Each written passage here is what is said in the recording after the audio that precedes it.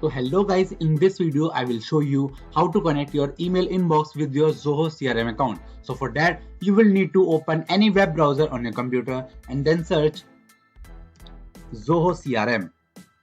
Now select the first website. Now log into your account right here and then click on this profile picture icon and then click on this Access Zoho CRM. After coming on your home page, you will need to select this settings icon. Now select email. Now select email again. And you have to click on this button right here called Get Started. Now click on this and select whichever mode you want to choose. I'll go with the Gmail. Now you will have to click on this configure button.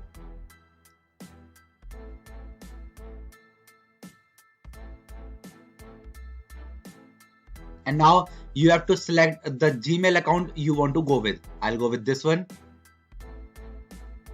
And scroll down and click on this button. And now guys, as you can see, the email has now completed. Now you have to click on this skip button.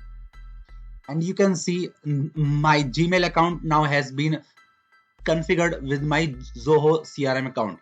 So that's how you guys do it, and that's it for the video guys. If you find this video helpful, then make sure to share it with your friends and also subscribe to our channel for more such videos. And thanks for watching.